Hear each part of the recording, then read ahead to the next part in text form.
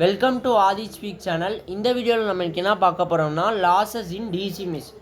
So DC மிஷின்ஸில் மொத்தம் 3 types of losses இருக்குது. டிசி மிஷின் நம்ம போன வீடியோவில் டிசி மோட்டாரோடைய கேரக்டரிஸ்டிக்ஸ் பார்த்தோம். ஸோ அதுக்கு முந்தின வீடியோவில் டிசி மோட்டாரோட types, working principle of DC motor, அதே மாதிரி டிசி ஜென்ரேட்டர் எப்படி ஒர்க் ஆகும், இது எல்லாமே நம்ம வீடியோஸில் இருக்குது. மறக்காமல் நம்ம சேனலை சப்ஸ்கிரைப் பண்ணி நம்ம வீடியோஸை உங்களுக்கு பிடிச்சிருந்தால் லைக் பண்ணுங்கள். ஸோ இந்த வீடியோவில் நம்ம இன்றைக்கி என்ன பார்க்க போகிறோம்னா copper loss, iron loss and mechanical loss, இதை பற்றி தான் பார்க்க போகிறோம். ஸோ காப்பர் லாஸ்னால் பெருசாக ஒன்றும் கிடையாது. இப்போ நம்ம பொதுவாக ஒரு மோட்டார்னு எடுத்துக்கிட்டாலே நமக்கு லாசஸ் ப்ரொடியூஸ் ஆகும். ஸோ எந்த லாசஸுமே இல்லாமல் ஒரு மோட்டார் இது வரைக்கும் ப்ரொடியூஸ் ஆகாது. எப்படினாலும் some amount of losses produce ஆகும். அது வெதர் இட் இஸ் டெம்பரேச்சர் மூலியமாக இருக்கலாம், இல்லை உள்ளே யூஸ் பண்ணுற மெட்டீரியல் குவாலிட்டி இல்லாமல் இருக்கலாம், எது மூலியமாக வேணாலும் லாஸஸ் ஏற்படலாம். ஸோ இதில் ஃபஸ்ட்டு ஒன் நமக்கு காப்பர். இந்த 3 லாஸ் தான் நம்ம டிசி மிஷினில் ஏற்படும். ஸோ அதில் first one copper loss. So அந்த காப்பர் லாஸ் எது மூலியமாக ஏற்படும்னா மோட்டாரில் ப்ரொடியூஸ் ஆகிற கரண்ட் இருக்குல்ல, அந்த கரண்ட் மூலியமாக வைண்டிங்கில் ப்ரொடியூஸ் ஆகும். அந்த வைண்டிங்கில் கரண்ட் ப்ரொடியூஸ் ஆகும். ஸோ அது மூலியமாக ஏற்படக்கூடிய சம் அமௌண்ட் ஆஃப் லாஸஸ் தான் காப்பர் லாஸ். ஸோ அந்த காப்பர் லாஸை கால்குலேட் பண்ணுறதுக்கு 3 ஃபார்முலா இருக்குது. இதுக்கு இன்னொரு பேரும் சொல்லுவாங்க I²R லாஸஸ்ஸும்பாங்க. ஓகேவா?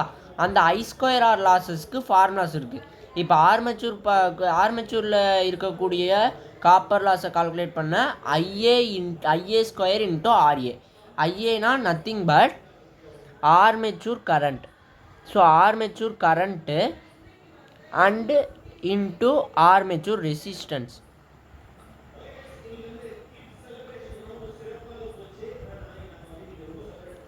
இது ஸ்கொயரு. அதே மாதிரி இதுனா shunt current into shunt resistance. இது பார்த்திங்கன்னா series current square into series resistance.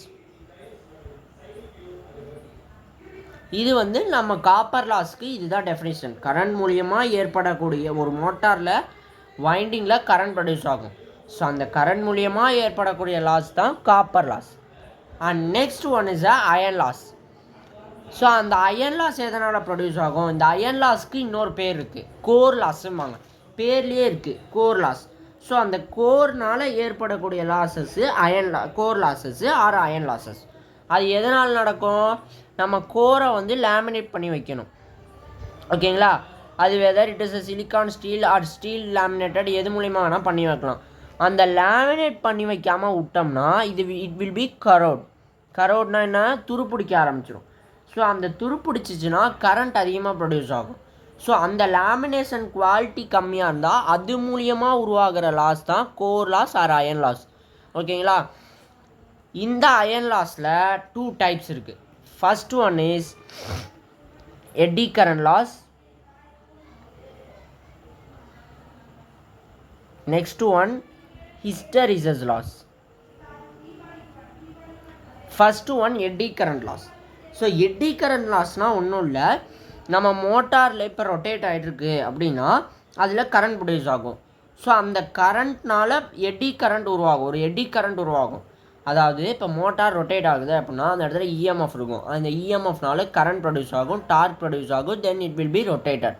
இது எட்டி கரண்ட் லாஸ். இது நார்மலான ஒரு மோட்டாரோட ஒர்க்கிங்.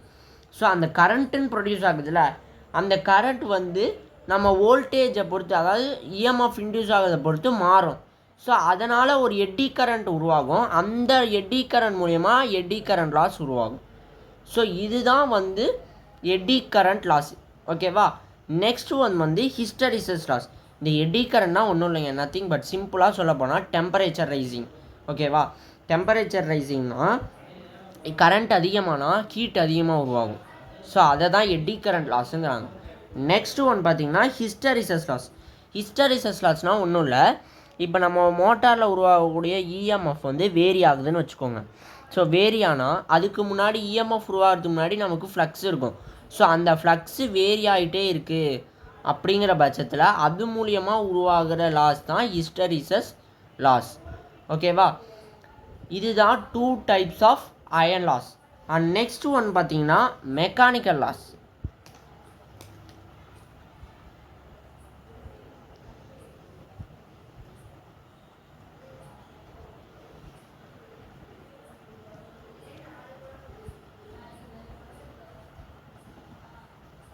ஸோ மெக்கானிக்கல் லாஸ்னால் என்னன்னா, இப்போ நம்ம மோட்டார் வந்து ரொட்டேட் ஆகிட்டுருக்கு, ஓகேவா?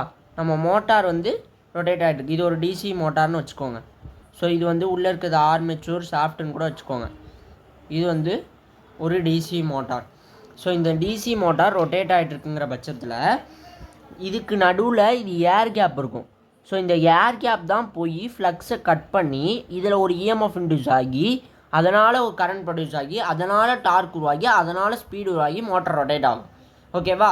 இந்த ஏர் இருக்குது பாருங்கள், இந்த ஏர் வந்து கட் ஆகும் நடுவில். அந்த ஏர் கட் ஆகிறதுனால உருவாகிற லாஸ் தான் மெக்கானிக்கல் லாஸ். இதுக்கு இன்னொரு பேர் சொல்லுவாங்க windage friction loss. Windage friction loss, ஓகேங்களா? இதுதான் வந்து types of losses will be produced in DC machines.